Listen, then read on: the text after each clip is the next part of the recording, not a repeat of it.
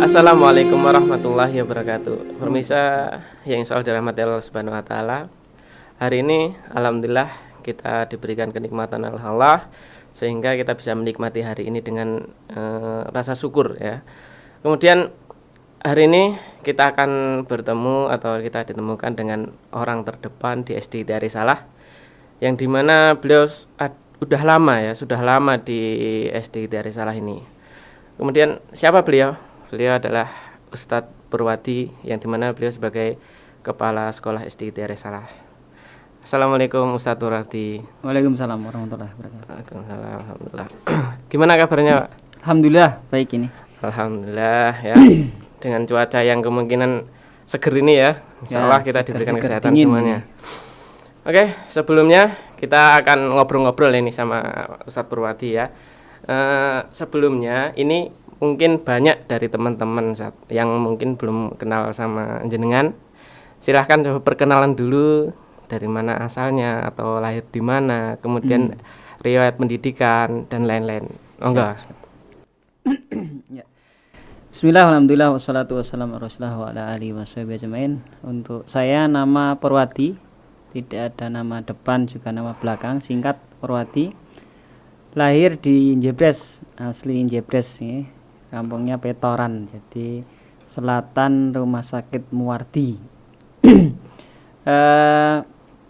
Tentang pendidikan, saya SD negeri di area Jebres ya, di Petoran tepatnya. Kemudian SMP juga masih sekitar saja di SMP negeri 8 Surakarta pasnya. Kemudian di sekolah lanjutannya SLTA atau SMK saya melanjutkan di SMK swasta, di SMK Mikael tepatnya di Karangasem ya, dekat dengan SD Tiari Salah Kertasura ini, dekat pula dengan Asalam ya tepatnya ya.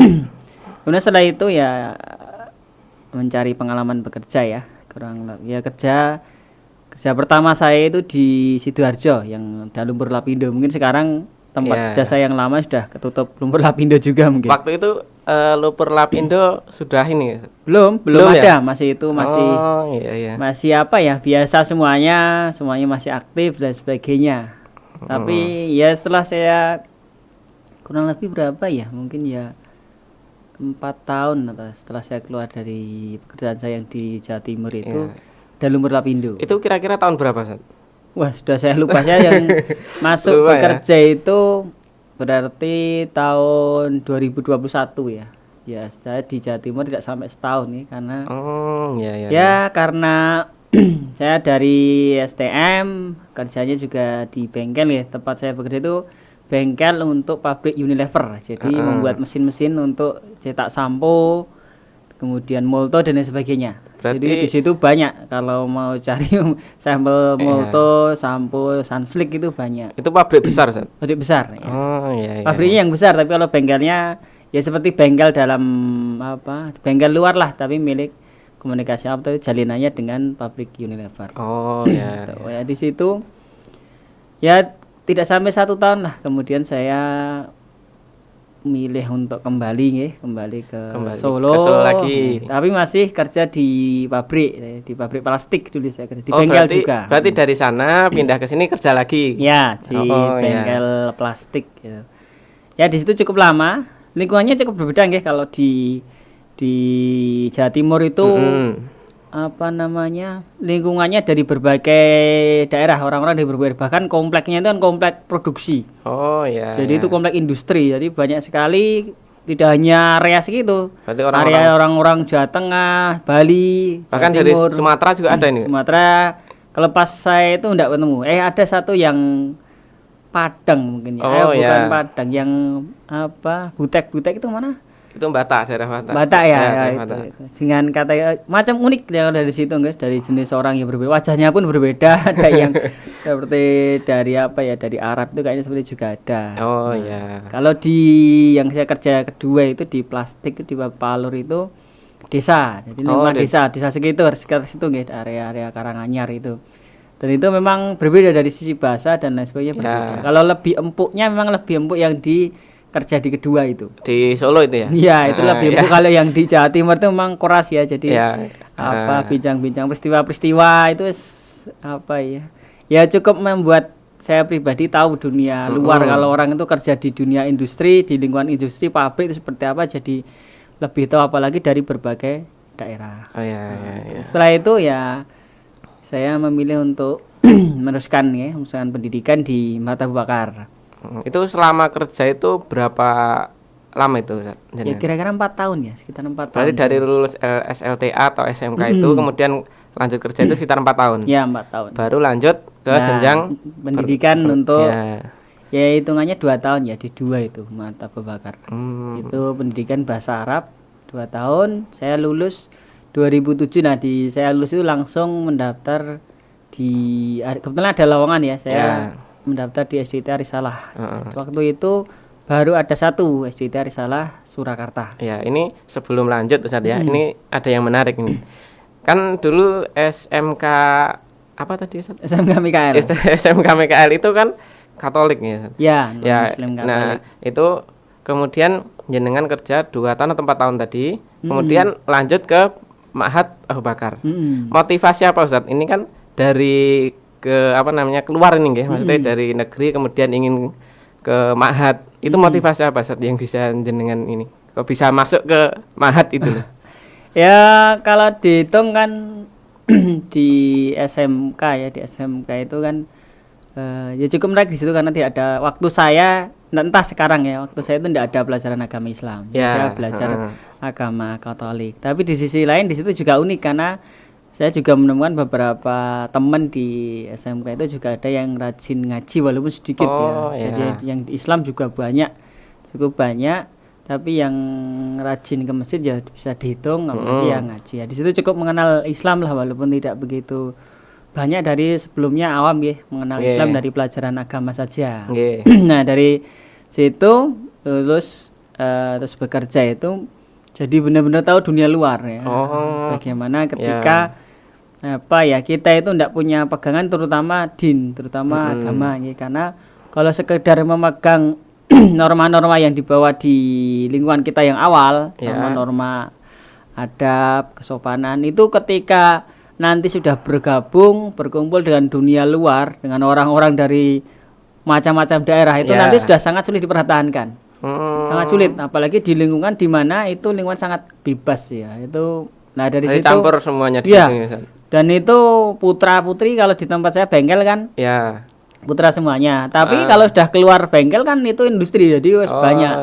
Apalagi kalau di lingkungan industri itu makan ya di warung dan sebagainya. Dari situ ya sedikit kurangnya kita jadi tahu nih, kami pribadi jadi tahu betapa pentingnya untuk memiliki pegangan ya, terutama untuk agama Islam. Karena ketika kita tidak bisa memegang itu nanti mudah sekali masuk ke kemaksiatan. Apalagi kita itu memang benar-benar teruji ketika kita sendiri di dunia luar ya. Kalau kita berada di lingkungan pondok atau berada di lingkungan kampung ya itu masih banyak orang memegang kesopanan itu kan tidak ketahuan gitu. Masih tapi ketika gitu kita keluar, Masya Allah itu jadi keluar tidak ada kerabat.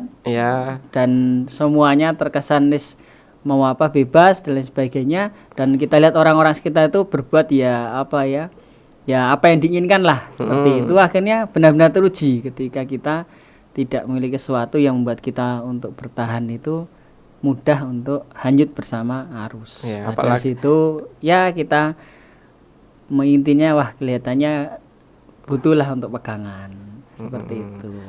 Apalagi ini saja kalau semuanya kita mengikuti nafsu kita itu pasti akan terjerumus yang tidak benar. Betul.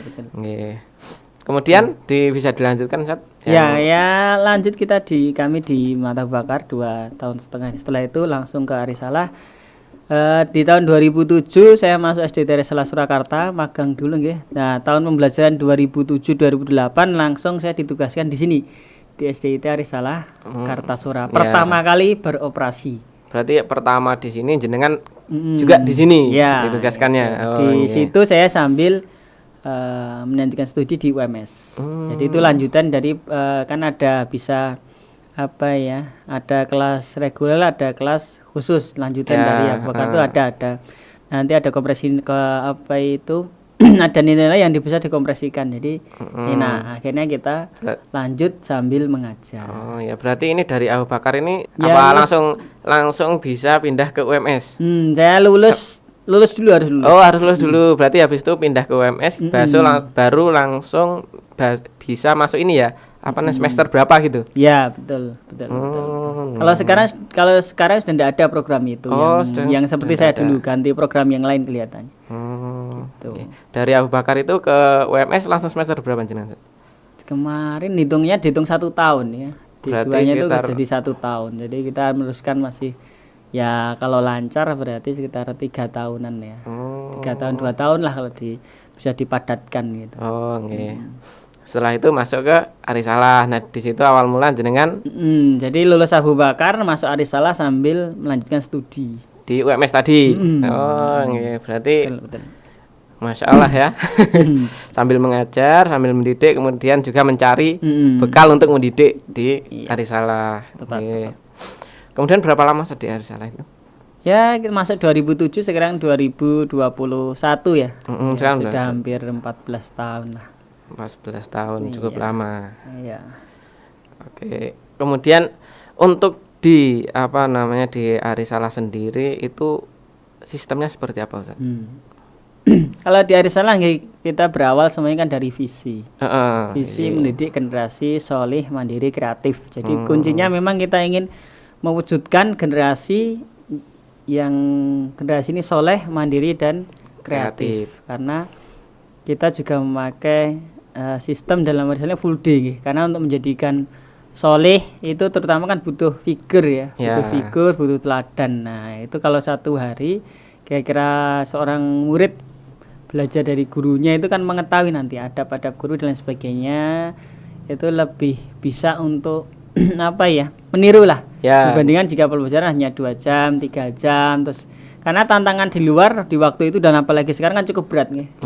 Dimana anak-anak kalau dulu pergaulannya kurang baik, nah sekarang kalau tidak bergaul di luar malah pegang HP. Kalau dulu televisi terus ganti. Nah itu kan sama-sama butuh penguat untuk anak-anak. Nah figuritas itu penting. Oleh karena itu mendidik generasi soleh, mandiri dan kreatif menjadi visi dari Arisalah. Dan itu dijabarkan dalam misinya. Dan mendidik generasi soleh, yang dimaksudkan soleh itu adalah akidah yang soehah, ibadah yang salimah dan akhlakul yang karimah. Jadi diharapkan anak itu nanti memiliki akidah yang kuat, tidak mudah terombang-ambing. Apalagi seperti saya yang pernah mengalami dunia luar itu, kalau tidak punya pegangan akan halal dan haram dan sebagainya itu mudah terombang-ambing. Yang kedua, bagaimana juga akidah yang kuat itu harus didukung juga dengan ibadah yang benar. Jadi ibadah yang ikhlas dan beritibak kepada Rasulullah. Dan semuanya itu perwujudan dari akidah yang kuat, kemudian ibadah yang benar tadi tentunya akan menghasilkan akhlakul karimah. Dan itu saya yakin menjadi kebanggaan orang tua dan kebanggaan para guru, apalagi anak itu bisa menjadi amal jariah bagi orang tua dan bagi guru. Nah selanjutnya soleh mandiri, dilanjutkan misinya itu adalah menanamkan kemandirian anak. Jadi menanamkan kemandirian pada anak. Kemandirian dalam kehidupan sehari-hari ya, singkatnya ya tidak manja lah, bisa memenuhi kebutuhan standarnya anak seperti apa. Kalau kata sekarang tuh nggak gampang-gampang, nggak gampang-gampang bapak ngoten ya. Dan juga tidak melahirkan generasi yang baper seperti itulah ya. Kan kalau manja nanti bisa mudah baper anak-anak itu. Bawa perasaan lah. Kemudian dilanjutkan tadi kreatif tentu saja menanamkan sikap kreatif dan inovatif dalam memecahkan permasalahan-permasalahan yang dihadapi atau menghasilkan suatu karya. Dan yang terakhir itu saja, sebagaimana SD itu menyiapkan anak-anak untuk menempuh pendidikan di jenjang selanjutnya. Mau SMP. Kalau kita memang targetnya anak-anak lulus dari SD itu masuk pondok ya.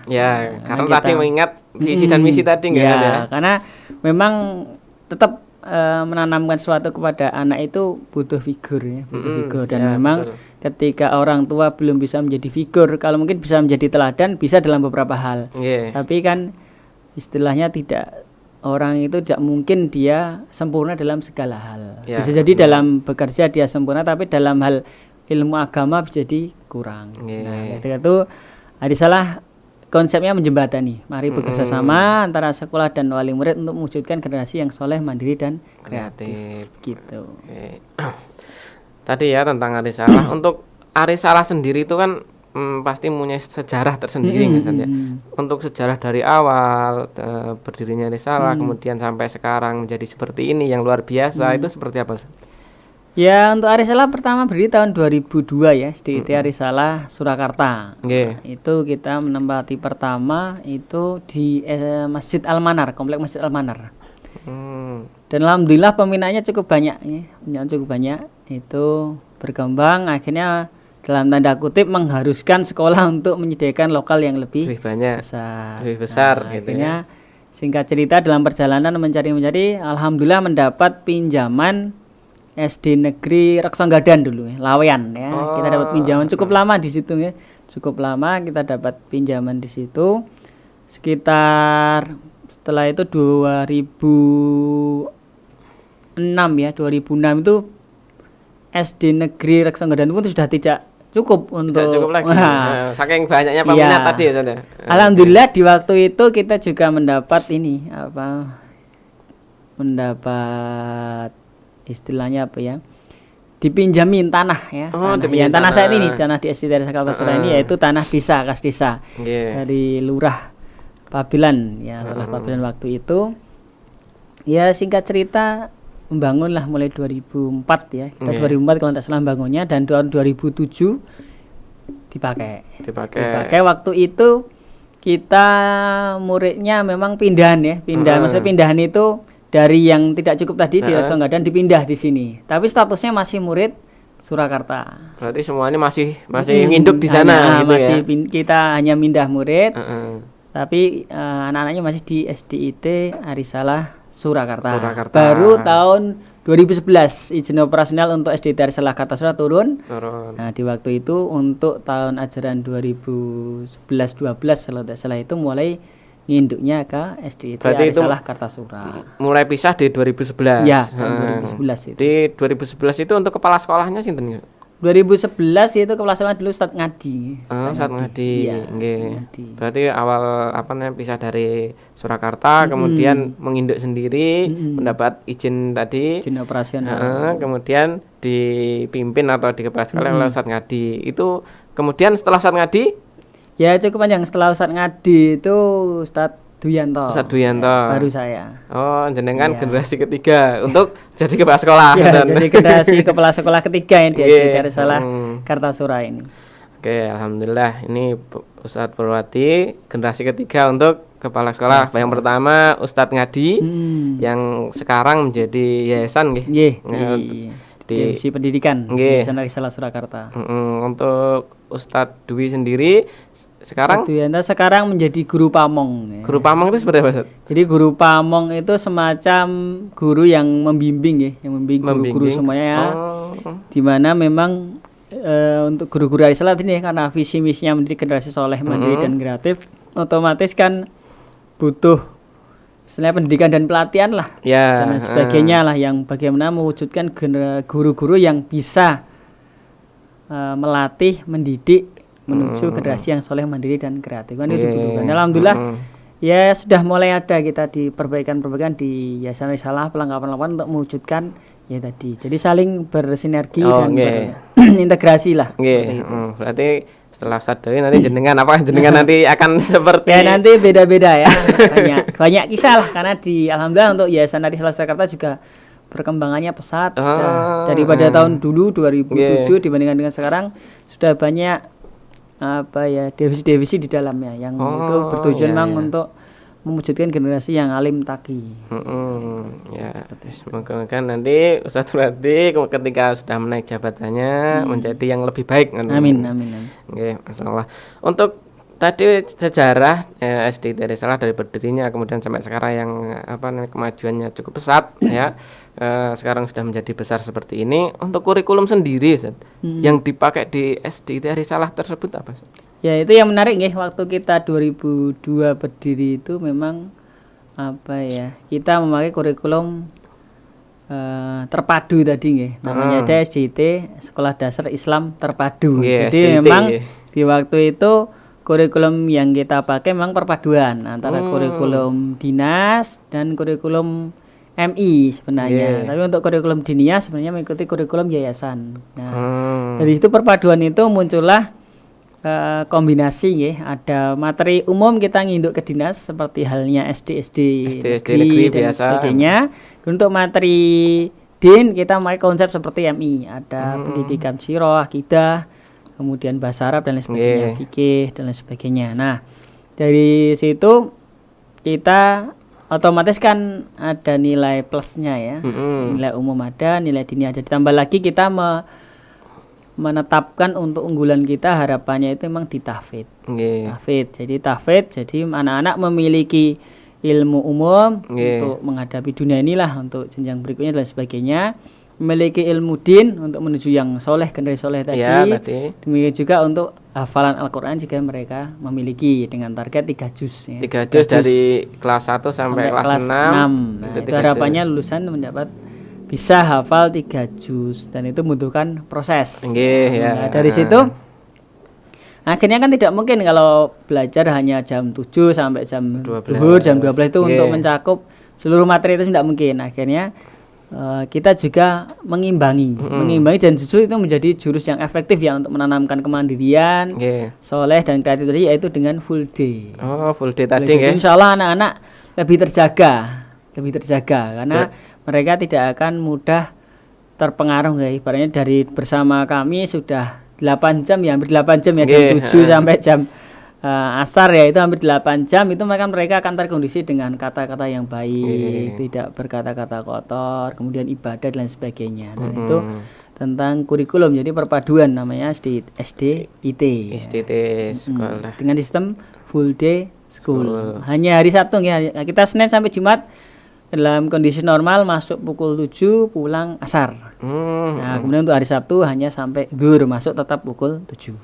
Berarti cuma perbedaan nanti di hari Sabtu. Hari Sabtu. Untuk libur sendiri di hari Ahad nggak, Zat? Ya, kita libur hari Ahad.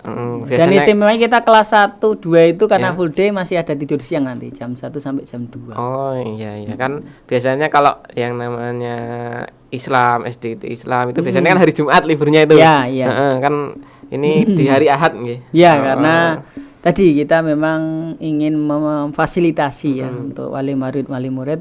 Kan biasanya kebanyakan wali murid itu kalau hari Jumat itu masuk kerja, hari Ahad libur. Harapannya kan tetap anak itu adalah milik orang tua. Dan itu anak itu adalah tanggung jawab orang tua. Guru itu hanya pengganti selama di sekolah. Jangan sampai nanti anak-anak kehilangan kedekatannya dengan orang tua, apalagi masa SD. Masa SD itu masih lingkungan orang tua, ya, masih lingkungan orang tua. Kalau SMP udah beda, SMP itu sudah banyak ke teman, ya. SMP sudah banyak ke teman seperti itu. Tadi kan apa namanya di SD dari Salah tadi yang program unggulannya adalah tahfidz. Untuk tenaga kependidikan, tenaga yang gurunya itu seperti apa, Ustaz? Ya kita karena tadi kita mengajarkan materi umum, kita juga mengajarkan materi dinya. Jadi untuk tenaga pengajarnya otomatis ada 2 jenis dari ilmu eksak, dari PAI dan juga dari pondok. Dari berarti pondok. Itu apa namanya gurunya itu beda-beda nanti. Iya beda. Kalau dari tahfidz kan ya kita harus mengakui kalau yang dari pondok harapannya kan tahfidznya lebih kuat, bacaannya lebih baik, kemudian metode pengajarannya lebih mendalami lah. Karena memang terbiasa untuk Quran di pondok kan. Beda kalau yang kuliah bangku kuliah kan biasanya mengajarkan ilmu-ilmu eksak seperti itu. Berarti di Arisalah itu ada berapa ya? Itu biar lebih masuk gitu ya ke anak-anak. Nanti kalau semuanya yang pelajaran umum suruh ngajar ini nanti kurang ini ya tadi ya kurang pas. Apalagi kan tahfidz harus bacaannya kan harus terstandar tahfidz itu harus bacaannya standar. Kemudian juga bekal hafalan ini kan juga harus memiliki seperti itu. Tadi ya di Arisalah untuk tenaga kependidikannya itu apa? Gurunya itu dibedakan antara yang tahfidz itu sendiri, untuk yang PAI sendiri, untuk yang umum ya, istilahnya umum itu sendiri. Kemudian oke, yang tadi adalah guru-guru yang ada di SD ITI Risalah. Untuk jumlah sendiri, Zat, kan kita mengetahui ya SD ITI Risalah kan jumlah muridnya banyak. Terlihat dari penjemputan, ya, pengantaran dari wali murid ke sekolah itu kan banyak. Itu kira-kira untuk gurunya sendiri itu berapa? Ya kalau kita dengan murid saat ini kan 573 ya. Banyak ya. Untuk dengan kelasnya itu 6 kelas paralel. Jadi kelas 1 ada 4 paralel ya, A, B, C, D. Kita total kelas itu 24. Ya, kalau jumlah guru kita yang terdata di data Dapodik itu 32 ya, sekitar 32 guru dan karyawan. Ya, tapi tidak cukup itu, kita juga tadi kita sampaikan ada guru-guru seperti dari pondok dan sebagainya. Yang mereka memang banyak yang ada yang belum S1 dan lain sebagainya. Kalau total guru ya sekitar 50 ya. 50. Itu kalau semuanya nggih. Kalau guru pengajar. Kalau karyawan kita ada karyawan TU itu ada 3. 3 karyawan TU, kemudian juga ada PS pemberi sekolah itu ada 3 juga. Kemudian satpamnya 1. Berarti jadi cukup banyak kita. Banyak, ya. Cukup banyak. Jadi dia memang ya bisa dibayangkan 24 kelas nih. Kalau guru wali kelas 1 aja masih sudah 24 ya. Karena tadi kita sampaikan untuk materi tahfidz kan tidak mungkin untuk dipegang guru yang berbasic mapel umum. Kasihan nanti kan kesulitan dan menjadi beban tersendiri gitu. Itu tadi ada sekitar 50. Ya, kalau guru 50. 50. Untuk muridnya tadi 573 ini. Ini kan di Islam terpadu ya, Ustaz ya. Itu antara putra dan putri itu dijadikan satu kelas mboten niku? Ya, kita terpisah langsung nggih dari kelas 1. Kelas 1 AB dan nanti ke atas sampai 6 AB itu untuk kelas putra. Untuk CD itu untuk kelas putri. Oh, berarti memang benar-benar dipisah ya, karena mengetahui kalau yang namanya bukan Ustaz? Ya, bukan mahram itu. Itu namanya pendidikan awal lah. Jadi kita dan alhamdulillah ya anak-anak enjoy aja semuanya. Dan mereka memang yang namanya kebiasaan itu kalau sudah terbiasa menjadi suatu kenyamanan tersendiri. Kalau yang tidak terbiasa ya mungkin canggung, kok aneh dan sebagainya. Tapi sebenarnya kalau sudah terbiasa kan kita apapun kalau sudah terbiasa ya nyaman saja. Tadi ya berarti dipisah ya, kalau semuanya disatukan namanya bukan Islam terpadu ya, Ustaz ya. Apalagi di SD ITI Risalah. Ya. Ini kan antara guru putra juga sama guru putri otomatis dipisah nih. Ya, dan semuanya kemungkinan ya sebagian sudah berkeluarga, sebagian juga masih belum berkeluarga. Untuk yang sudah berkeluarga nih, kan kemungkinan ada ibu guru atau bapak guru yang membawa putranya, atau enggak mungkin ditinggal ketika masih kecil di rumah, kan kasihan kalau sama ditinggal. Nah, solusinya gimana, Ustaz? Kalau untuk fasilitas dari yayasan yayasan itu untuk yang guru putri, ustadzah itu memang disediakan pengasuhan. Jadi anak-anak tidak dibawa ke sekolah, tapi nanti ada rumah pengasuhan sendiri dengan babysitter sendiri itu yang akan mengasuh anak-anak dari ustadzah ini. Jadi mereka nyaman ketika mengajar seperti itu. Kalau untuk putra otomatis kan guru putra, ustadz itu kan anaknya biasanya ikut istrinya. Jadi tidak termasuk dari tanggung jawab sekolah, karena tanggung jawabnya harusnya ibu rumah tangga. Itu sudah fasilitas dari sekolah untuk menyediakan bagi para ibu guru yang membawa putranya yang masih kecil, apalagi yang sekitar berapa bulan baru keluar gitu ya. Usia sekolah ya itu ada yang mengurusi sendiri. Babysitternya nanti disediakan sekolah. Untuk di SD ITI Risalah sendiri itu kan full day saja. Dari jam 7 kemungkinan sampai asar. Habis asar itu baru penjemputan untuk yang wali murid menjemput. Kemudian selama di SD ITI Risalah itu ekstrakurikulernya apa, Ustaz? Kan kalau di luar-luar itu ada pramuka, ada PMI dan lain-lain. Itu kalau di Risalah sendiri apa, Ustaz? Ya otomatis karena kita kan full day ya. Jadi konsepnya jadi berbeda. Tapi tetap sama dalam hal ekstrakurikulernya. Jadi kita kalau ekstrakurikuler itu berarti masuk ke jam pelajaran. Masuk jam pelajaran. Karena kan tidak mungkin setelah asar ada jam tambahan, kan kasihan anaknya juga kasihan gurunya. Karena itu kita masukkan di jam-jam pengajaran. Contohnya sebenarnya ekstrakurikuler seperti Iqra, tahfidz itu sebenarnya masuknya di ekstrakurikuler itu juga masuk. sebenarnya secara teori nggih. Nggih. Kita masukkan ke pembelajaran. Kemudian untuk kalau pramuka, ya kita pakai pramuka juga ada. Itu kita masuknya juga di pembelajaran. Di pembelajaran. Kita mulai di kelas 3, kelas 3. Kemudian yang lain masih ada bela diri, kemudian tata boga untuk putri dan lain sebagainya. Itu kita memasukkannya di jam pelajaran. Berarti itu semuanya ekstrakurikuler tadi masuk ke jam pelajaran gitu ya, masuk. Ya, untuk kan jenengan ini kepala sekolah nih. Di bawahnya pasti ada kurikulum, wakil kesiswaan, dan satu lagi Humas Sarpra. Untuk kesiswaan sendiri itu kan ada program-program tersendiri nggak Ustaz itu? Ya, secara umum program kesiswaan kita fokusnya kan tadi ya menjadi generasi soleh, mandiri dan kreatif. Jadi dalam hal akhlak terutama dalam hal akhlak itu menjadi fokus utama bagian kesiswaan dengan program-programnya. Programnya macam-macam, kita ada outbound, ada outing class, kemudian kita juga ada pengecekan amal yaumi, kemudian kita juga ada mabit dan lain sebagainya. Termasuk program-program lomba, kelas meeting, pengiriman anak lomba untuk kreativitas dan lain sebagainya, pembinaan dan lain sebagainya kita adakan juga. Itu nanti tanggung jawab kesiswaan ya, berarti karena penting untuk tadi kita sampaikan di awal nih, yang namanya figuritas, keteladanan itu sangat penting, dan itu memang penanamannya di kesiswaan. Bagaimana menciptakan cara agar guru-guru itu bisa menjadi teladan untuk santrinya, dan bagaimana santri itu bisa meneladani guru-gurunya. Tentu saja mulai proses interaksi. Tanpa interaksi itu tentu saja sangat sulit untuk meniru atau memberi contoh. Tadi dari kesiswaan, kalau humas itu ngurusi sekolah itu ya, humas gitu ya? Otomatis kan ada humas dan sarapra, kita masih dipegang satu waka.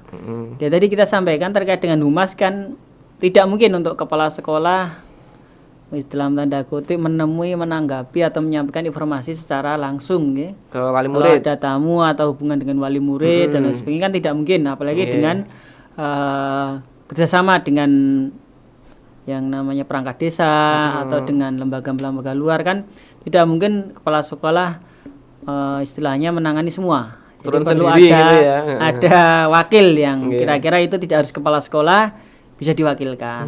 Dari humas itulah wakil humas nanti bertugas seperti itu, seperti menyampaikan informasi surat itu nanti yang mengeser atau yang membagikan, istilahnya membagikan informasi tersebut, mengontrol informasi tersebut sudah sampai belum dan sebagainya, itu kan humas. Berarti kalau yang namanya kesiswaan tadi ke murid-murid, antara akhlak kalau humas komunikasi, akhlak di rumah ataupun di sekolah, berarti itu benar-benar diatur sama si kesiswaan. Kemudian kalau humas tadi tentang komunikasi sekolah, kemudian hubungan dengan pihak luar juga dan sebagainya. Kemudian sarpa ya, tadi untuk sarpa tadi 24 kelas ya, 24 kelas otomatis kan harus ada yang mengontrol dan lain sebagainya. Kalau sarpra itu membawai PS tadi, juga membawai istilahnya karyawan-karyawan yang lain. Kalau siswaan tadi itu membawai wali kelas, seperti itu. Kalau kurikulum otomatis membawai seluruh guru mapel yang di sekolah, jadwal semuanya untuk evaluasi. Untuk karyawan sendiri itu dari berbagai tempat ya sana? Ya, kalau kita ya alhamdulillah masih jangkauan hitungannya ya tidak lebih dari 10 kilo lah, masih jangkauan dekat-dekat lah itu karyawan. Yang satu juga karyawan termasuk yang tinggal di Dukuh Dregan ini ya, satu dukuh dengan SDIT, jadi warga sekitar. Warga sekitar kan itu biar buat ini ya lebih kita akrab pada daerah. Dan juga sebagai ini kan bisa untuk kehumasan juga, sekaligus bisa kita jika ada informasi-informasi kita bisa tahu. Selama ini Idul Adha, Idul Fitri itu untuk penyembelihan kayaknya saya dengar ada ya kalau di SD tidak salah itu ya. Kalau untuk Idul Adha ini sebagai program sekolah program sekolah juga. Dan kita memang ini kita serahkan ke Waka Humas, Waka Humas dan Sarpra. Dan dari Idul Adha ini memang salah satu pokoknya kan syiar Islam ya, syiar Islam sendiri. Yang kedua memang kita ingin salah satu jalan, salah satu cara untuk merekatkan ukhuwah hubungan dengan warga sekitar. Ya, karena oleh karena itu penyembelihan itu sering kita bagikan juga untuk warga sekitar. Di samping kita juga untuk sosial ya, untuk pada wali murid yang kurang mampu itu juga kita bagikan pula. Dan kita untuk udhiyah kita, korban kita itu memang tidak iuran ya, tidak iuran dari murid, tapi memang dari wali murid yang kalau sapi ya potongan 7 orang, kalau kambing silahkan 1 orang itu kita persilahkan, kita beri tawaran nanti ada programnya. Jadi bukan iuran tapi memang benar-benar korban udhiyah seperti itu. Jadi tawaran siapa yang siap, bukan iuran. Bukan iuran. Kemudian untuk itu tadi ya, untuk program salah satu program ya, untuk udhiyah untuk menebar syiar Islam kepada masyarakat di sekitar Dukuh Dergan iki. Kemudian ini di SD Risalah itu ada beasiswa untuk anak-anak yang kemungkinan lebih daripada temennya atau yang seperti apa Ustaz? Ada betul ini? Kalau kita untuk lebih dengan kurikulum sekarang kan disamakan ya, di kurikulum 13 ini tidak ada peringkat ya. Jadi memang fokus kepada pendidikan. Nah, beda kalau dulu memang bisa ranking 1, 2 dan 3. Oleh karena itu kita biasanya penghargaan terutama untuk anak-anak yang berprestasi. Contohnya kita program unggulannya kan tahfidz ya. Kita tahfidz kan. Oleh karena itu kita ada syahadah tahfidz. Syahadah tahfidz itu setiap hafal 1 juz sekali 2 itu ada syahadahnya dan ada penghargaannya. Kemudian di puncaknya nanti adalah wisuda tahfidz ya. Wisuda tahfidz itu 1 tahun sekali itu untuk memwisuda anak-anak yang sudah memiliki hafalan dhobit 1 juz, 2 juz atau berapalah yang pencapaian tertinggi. Kalau kemarin tahun kemarin kita berhasil mencapai tertinggi itu 7 juz. Satu anak bisa 7 juz. Itu paling tertinggi selama ini. Ya, kira-kira 7 juz nggih. Itu murni dari kelas 1 ya. Jadi itu tidak pindahan maksudnya. Tidak pindahan, enggak dari sekolah lain terus masuk ke Risalah kemudian lanjut seperti itu mboten ya. Mboten. Jadi itu murni dari kelas 1 tadi. Dan wisuda tahfidz ini memang program istimewa ya di Risalah Kartasura karena kita juga bisa benar-benar tahu anak-anak yang berpotensi dan lain sebagainya. Adapun untuk anak-anak yang kurang mampu dan sebagainya itu memang kita akan melihat kondisi dan kita untuk Yayasan Risalah itu kan memiliki Risalah Peduli Risalah Peduli. Jadi memang ketika di PBDP kita sudah selektif ya untuk melihat keluarga-keluarga bagaimana kedepannya harapannya kan bisa saling bersinergi. Wali murid juga bisa membahas sesuai apa yang disepakati dan sebagainya. Sekolah juga nyaman dalam menjalankan kegiatan operasionalnya dan semuanya nyaman. Dan adapun kalau ada anak-anak yang sakit atau ada orang tua yang sakit dan lain sebagainya atau yang sedang tertimpa ekonomi dan sebagainya, kita Yayasan Risalah punya Risalah Peduli. Risalah Peduli ini membuka donasi bagi siapapun lah, agnia, muhsinin itu yang ingin berbagi dalam kebaikan menuntut ilmu. Karena ilmu, berbagi ilmu itu kan termasuk sedekah jariah. Oleh karena itu bagi yang ingin membantu melalui Risalah Peduli ini sebagian akan digunakan untuk membantu penuntut ilmu. Seperti itu. Berarti yayasan sendiri itu ya, itu yayasan punya beberapa ini tadi dari apa namanya divisi tadi. UPT. Ada SMP ini juga nggak? Ya, ada SMP Risalah. SD kemudian ada, saya dengar itu ada beberapa cabang karena memang sudah besarnya Risalah kemudian menyebar kemana-mana. Iya. Tadi salah satu program ya Ustaz, yang cukup istimewa di Risalah yaitu wisuda tahfidz. Itu antara putra dan putri ya saja. Dan itu seleksinya ketat memang ya. Seleksinya ketat, juri apa itu petugasnya, testernya itu 2 ya. Jadi kalau mau wisuda tahfidz harus melalui 2 penguji. Kemudian itu nanti masih ada ujian terbuka. Berarti itu ada tingkat-tingkatannya ya? Iya, karena itu insya Allah yang sudah di wisuda tahfidz itu dhobit. Dhobit. Kalau yang syahadah tadi cukup melewati penguji 1 dan 2. Tapi kalau mau wisuda harus ada ujian terbuka tadi. Dari biasanya kita mengundang wali murid atau tokoh masyarakat lah itu untuk memberi soal-soal lah. Namanya kan ujian terbuka. Biar tahu memang benar-benar hafal kan. Kalau semuanya nanti dikiranya mboten ini ya, ndak pas gitu. untuk program itu sendiri itu udah berapa lama Ustadz berjalan? Ya hitungannya berapa ya, kita mulai sekitar, saya lupa ingat, itu sekitar tahun 2011 atau berapa ya, cukup lama Cukup sudah. lama ya berarti. Karena ketika ya tadi kita izin operasional turun kan 2011. Nggih. Kalau sebelumnya kita kan induknya di SDIT Arisalah Mm-mm. Surakarta. Ya sekitar tahun 2011 2012 itu kita mulai wisuda tahfidnya. Ya. Oh iya iya.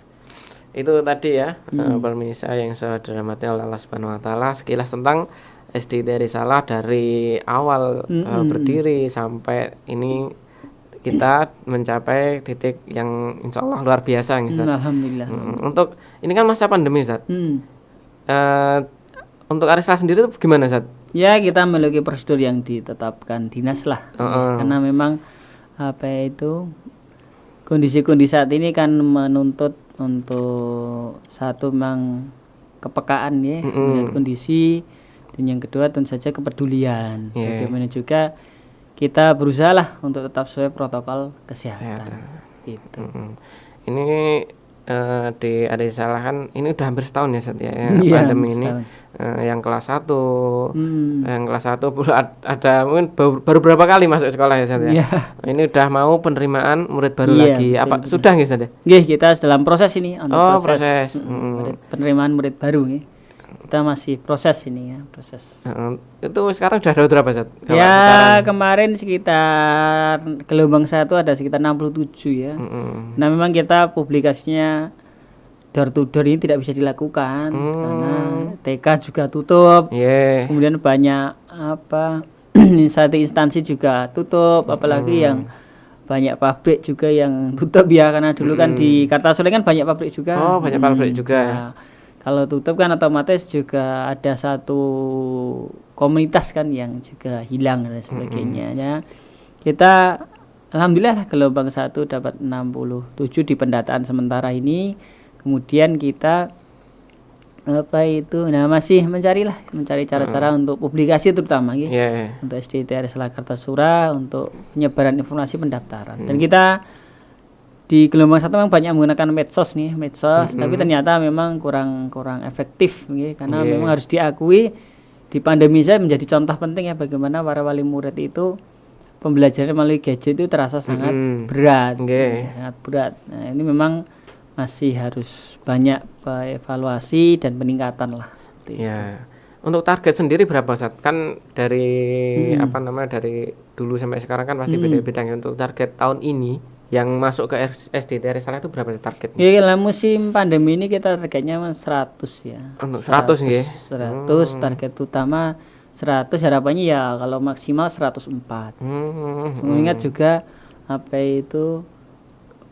kondisi lingkungan juga ya. Kita saat ini dengan murid 573 itu bisa benar-benar merasakan bagaimana crowdednya ya, bagaimana ramainya itu bisa terasa. Kita memang membatasi juga dalam hal jumlah, dan harapannya memang harapannya kita memang dengan anak-anak dari orang tua yang memang mempunyai keinginan yang kuat untuk memiliki penerus yang soleh mandiri kreatif tadi, tercipta kerjasama yang luar biasa. Seperti itu. Ini kita sudah sampai penghujung ya Ustaz ya. Terima kasih. Kemudian untuk pesan-pesan untuk anak-anak mungkin di masa pandemi ini agak rasa malasnya itu lebih tinggi daripada rasa rajinnya Ustaz. Itu motivasi apa Ustaz yang ingin jenengan sampaikan? Ya untuk anak-anak yang pasti ini banyaknya melihat hal yang baik ya. Banyaknya melihat hal yang baik, melihat hal yang semangat. Kenapa?